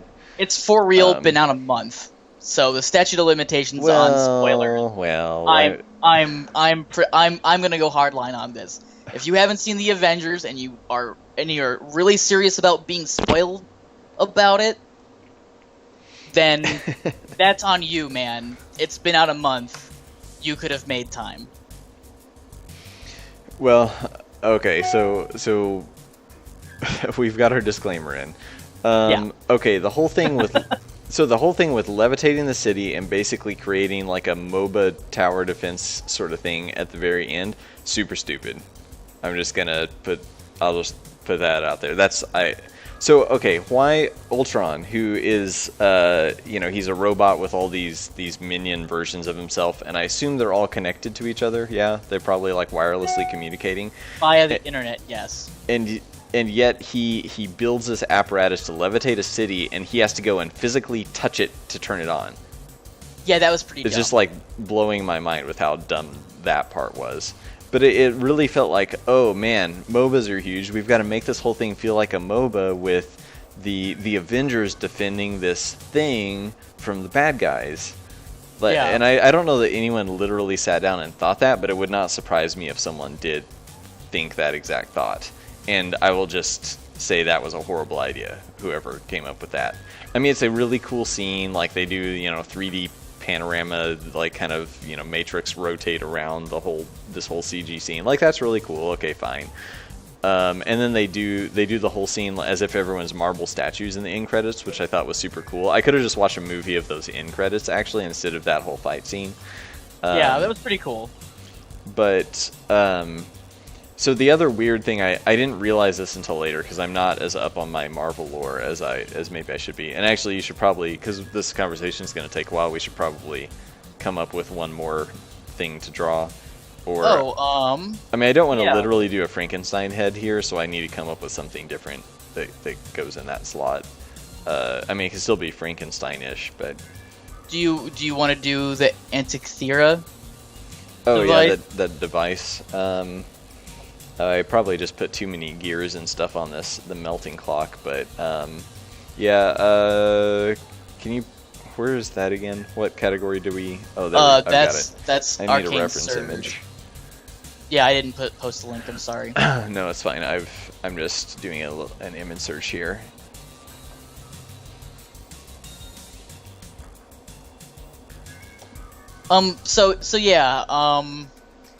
Ultimate AI like Ultron with logic behind it would always be a game breaker. Well, I mean, part of the thing about Ultron was he wasn't the ultimate AI. He was flawed. Vision is supposed to be the ultimate AI, but he is also flawed. So okay, so here's something I was super like again, not up on my Marvel lore. Like I was kind of into the X-Men a little bit when I was a kid. Knew what most of their names were and all of that, but I never knew who the Vision was. And so I was super confused when like Thor has this weird vision and then goes and I think he's destroying the cyborg thing that Ultron has created when he slams his hammer on it, but actually he activates it. and then Yeah. he refers to it as the Vision, but I didn't understand that that was its name. And we get done with the movie, and my fiance and I are like, so who is that guy again? Like, what did they, like, we went through the whole movie without understanding that his name was the Vision. Mike says any discrepancies with lore will be debunked by them saying the Marvel Cinematic Universe is its own thing. It's meant for you to have never read the comic books, and I think that's a. I think it's a valid discussion. Yeah, I mean, okay, so I've actually, since I saw the movie several weeks ago, I've been reading, like I read the Age of Ultron graphic novel.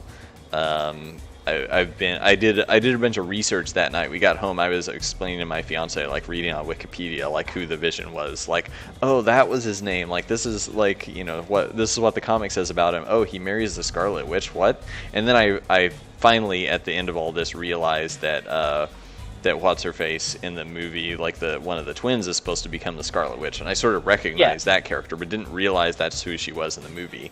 I went through half the movie assuming that these were new mutants that they made up, but then actually later, like, oh, these are supposed to be Magneto's children, but then it like also blew my mind that, okay, so they've already done Quicksilver in a movie, but of course it was, X-Men Days of Future Past, which is not part of the Marvel Cinematic Universe. Right, I forget which studio. It's not Sony, because that's Spider-Man, but whichever... Miramax? But that was just weird. Like, I actually liked Quicksilver in Days of Future Past way better than this Quicksilver. Like, he kind of shows up every time they need to save a bunch of people, and then he dies at the end. Like, I don't know, it just seemed really... His character seemed kind of pointless to me. Yeah. Mike says the movie was fun but not memorable. Here's the thing that I see with the Avengers movies and I guess the Marvel Cinematic Universe as a whole. It's an ambitious idea, but what Marvel has tried to do is take the format of a movie and adapt it to the format of a comic book. So Iron Man 1 was strong. Iron Man 2 was weak. Iron Man 3 was not as weak as Iron Man 2, but not as strong as Iron Man 3. Or as Iron Man 1. Yeah, actually, I thought the general premise of Iron Man 3 was really good, but the, like, him and the kid part was a little weak. Like, I mean, it was actually well acted, I just felt like it didn't fit, because there's this huge intermission where he's, like surrogate dad for this little kid for, like, I don't really understand what reason. Yeah, I mean, I guess my thinking is, when you look at all three together, and it goes for any of the Marvel movies, it's all a build up to an end goal. Each movie is not self-contained. Yeah. They're self-contained insofar as they're all, a 2-hour-long movie. But there's always an ulterior motive for the, some movie that's coming in like 4 years. Right.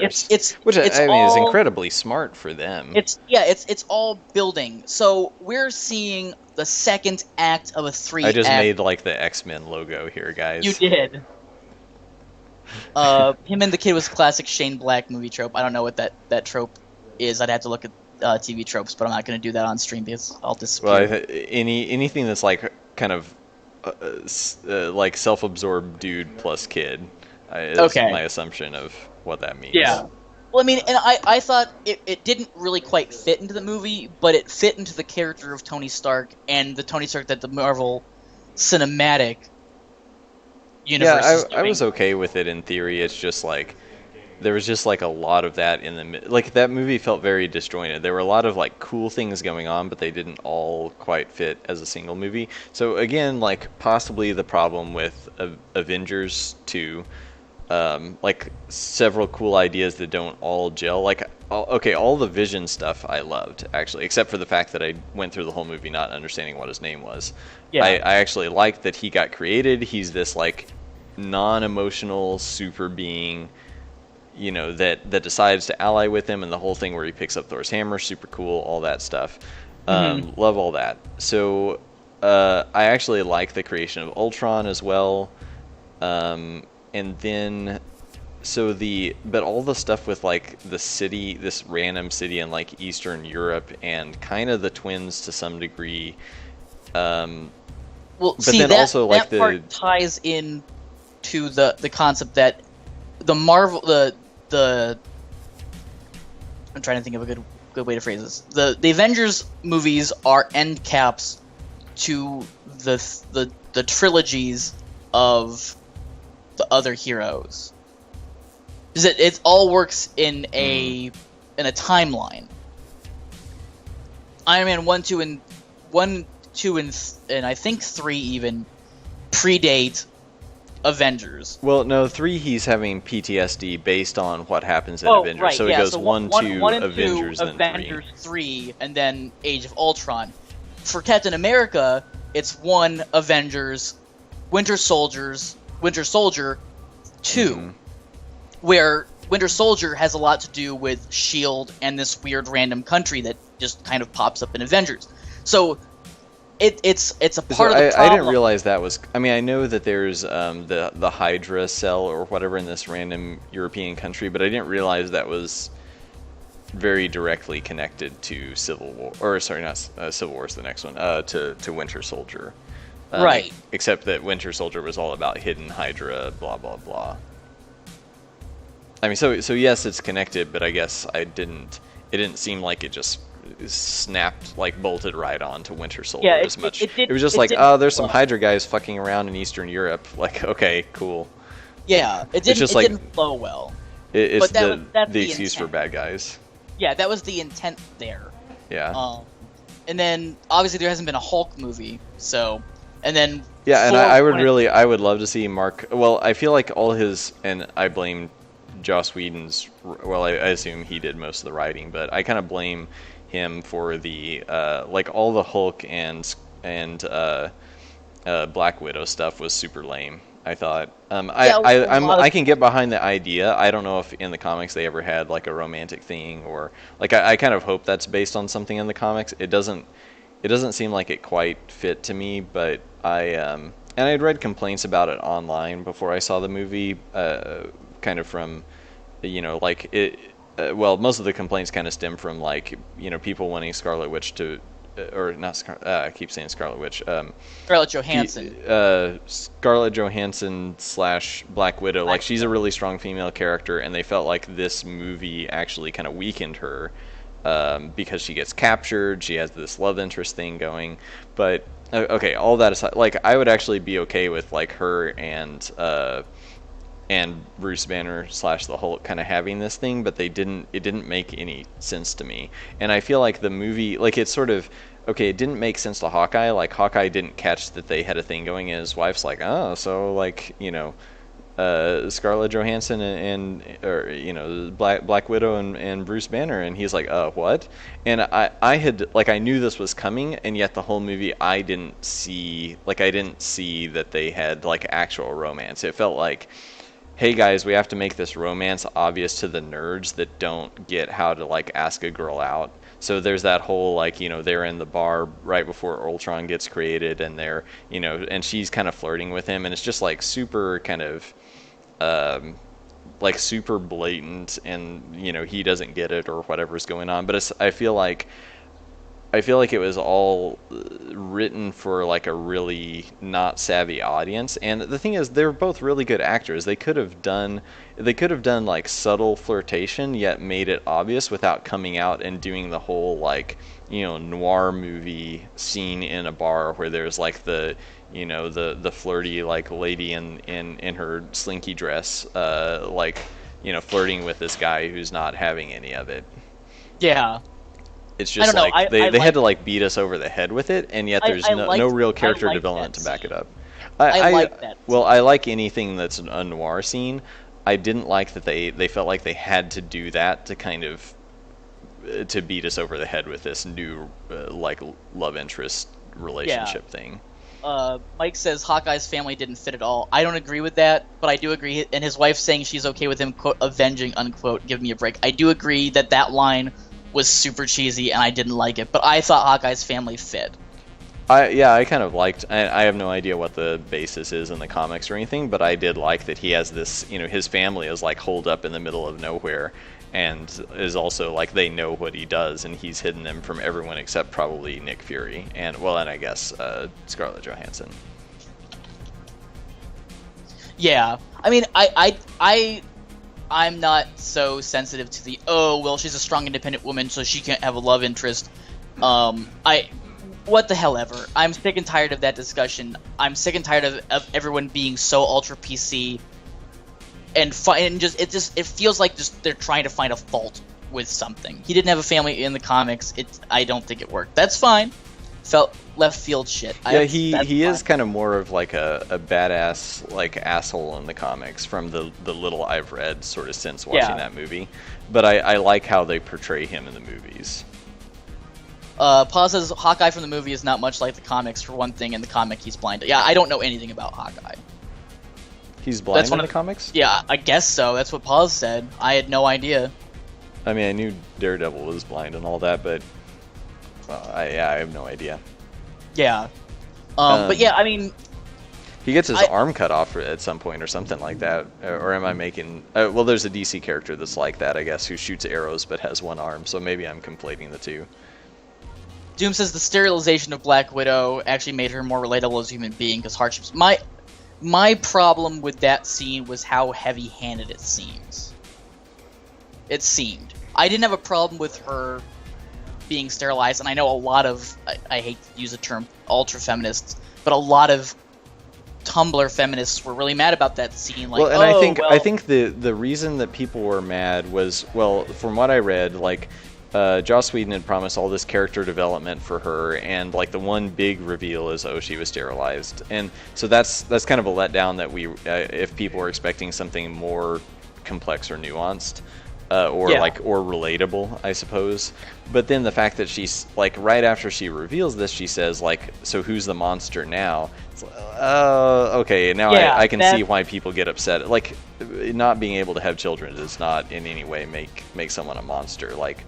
I could kind of see I think what they intended that line to be read as, and maybe this is actually an editing problem.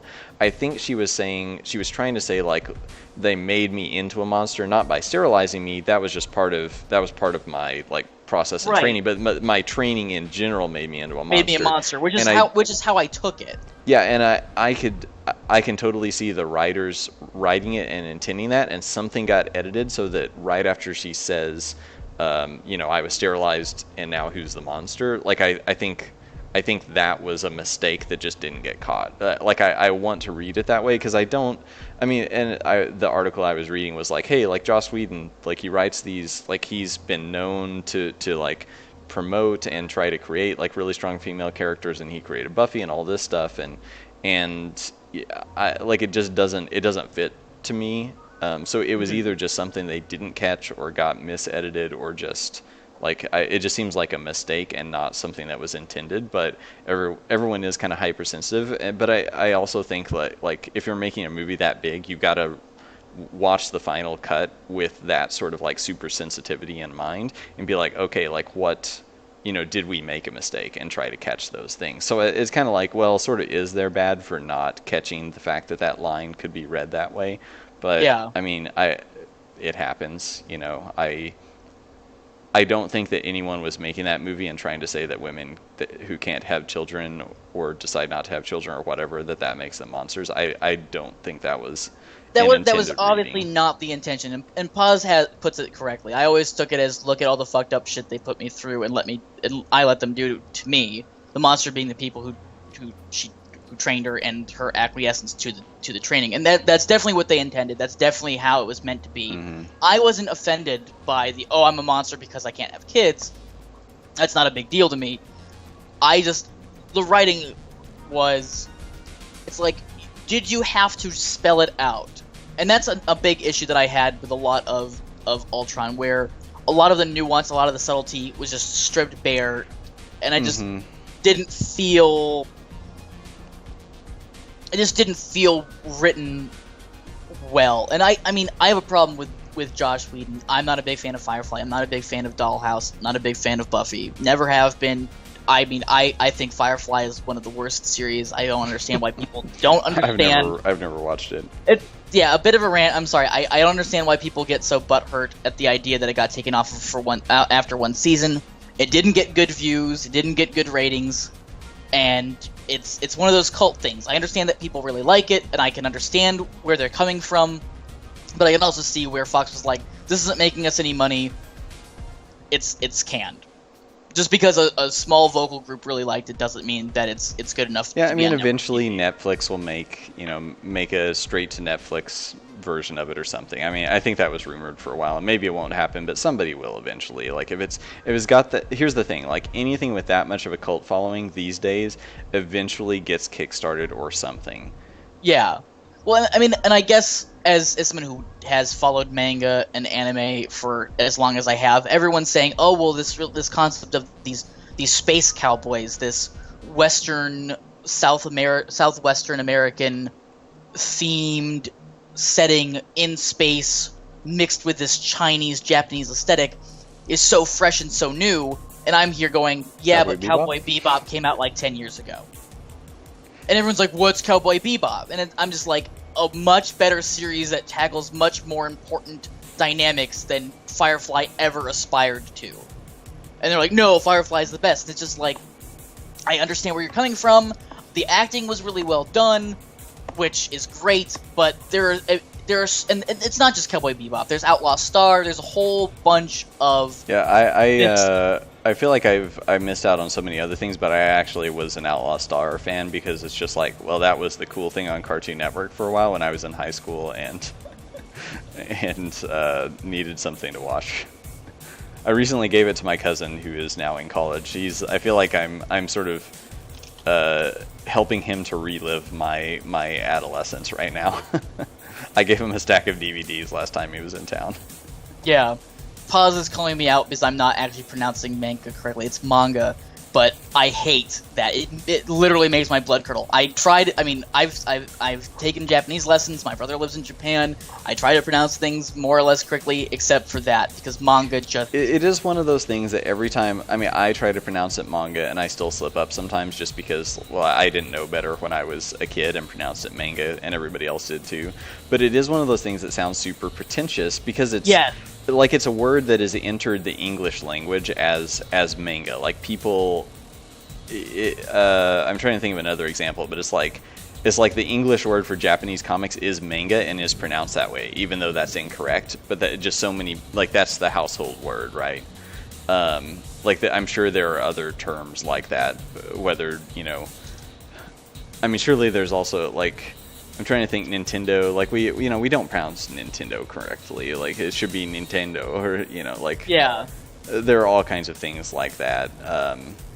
So I don't care that much. But Mike is also busting my butt, but that's what Mike and I do. Chat has turned against me. So, well, okay, back to the Avengers. My biggest number one, absolute number one problem with both Avengers movies is that they try to make this big deal about, like, oh, genocide, in number one, the aliens are going to kill everyone. They're destroying New York, and Iron Man has PTSD about it. Number two is like, oh, we're going to destroy this large city in some country that no one's ever heard of. Well, and the world. Well, I guess that's true. Okay, yeah, but but the fact that I forgot that it was supposed to destroy the planet is indicative of the fact that they don't actually. It's like, well, okay, number one, we know that they're going to save everyone. Number two, you never see any blood or anything. Like, you never see anybody actually die, except maybe it's kind of like, we're panning across the screen and someone in the background gets crushed by falling rubble. Like, they pull all the punches, and I'm fine with having a non-violent movie, but they pull all the punches so much to make it, so on the PG side of PG-13 that I feel like nothing has any impact. Like, I know everyone's going to get saved. The Avengers are going to save the day. Like, they're going to save every life of every person because, oh no, we can't let anyone die. And okay, I guess they're supposed to be that way as a team, as characters, whatever. But just because I know no one's going to die, there's no real threat, and therefore I can't actually emotionally connect with the fear of the world ending in the movie because there's no real threat. And Mike points this out, and I was also going to point it out. Quicksilver did get shot, and there was blood, and he did die. But okay, he wasn't but a major, he's he wasn't yeah, a it's major like character. well, but I was mean, a but side there's no person like there's no random person who dies. Like that's a bigger deal to me. Like the fact that it didn't seem realistic that he's like if he can move that fast, how did he get shot? I mean, I know he pushed them out of the way or say like whatever, but He got shot at the terminus of his speed. He had stopped moving and dodged Yeah, in front of the bullets. But I just it seems like he could have still dodged out of the way, but I mean that's even kind of beside the point of like he got killed not because like he just got killed so they could have like their one tragedy for the film. Yes, Right? absolutely. Like Yeah. it just I'm like I think it fit okay, like I liked that moment. I liked the way they filmed it, but it's just like I'm fine with killing off a major character or whatever, but the fact that it didn't especially because it occurred at the end, it didn't help me to fear for the planet. Like I didn't fear for the planet, and like I think the whole thing with like New York getting destroyed, they showed enough like building destruction that I'm like, okay, this is like pretty big deal, but it didn't seem, it wasn't as hard hitting as it should have been for like alien race invading the Earth and destroying New York City. Like you've got to make us feel like there were civilian casualties, but I never felt like there was a single civilian casualty. It's kind of like, oh, they kind of like rampaged up and down a block and knocked some concrete down. Like that's how it felt at the end. Ultron never, and especially with Ultron, and Mike says it's contained world. The catastrophe doesn't. It just felt small. I agree. You never see the robots like pull a gun and just blast away a civilian in Age of Ultron. And I mean, Age of Ultron in the comic books was really dark and really tonally different than the rest of Marvel. Yeah, actually, I have even so probably big. worse problems with the Age of Ultron comic. Weirdly enough, well, because I'm reading some Marvel comics right now, and all their like time travel bullshit is just like, guys, give me a break, stop time traveling. Yeah. It's just they ran out of things to do, so they just travel back and forth so that we can basically exhaust every possible storyline without any real impact to the universe, right? Yeah. So anyway, I'm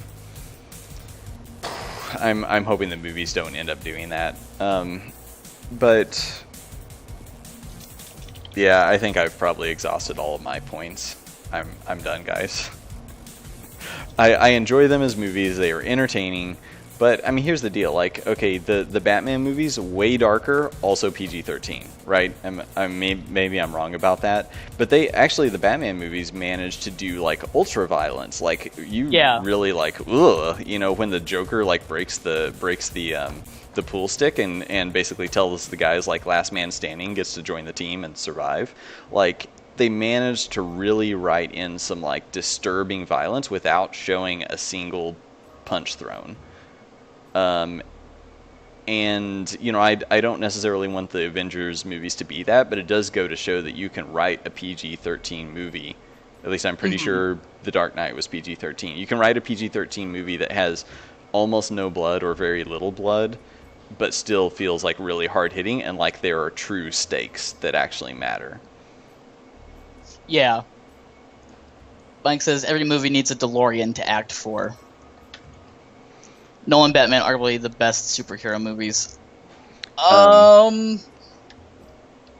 don't know. I really like Iron Man 1. I think Iron Man 1. And I also like Guardians of the Galaxy. I think Guardians of the Galaxy is the best superhero movie. Well, I would agree that it's a really good movie. I don't know that I would call it the best of anything. It's like the best 80s movie that was made in the 2000s. Can I say Definitely. that? It definitely is. Mike tells me my opinions aren't valid here. Mike and I have discussed Guardians of the Galaxy before. I know that he's not as big a fan because of a dance. Guardians of the Galaxy can eat a bowl.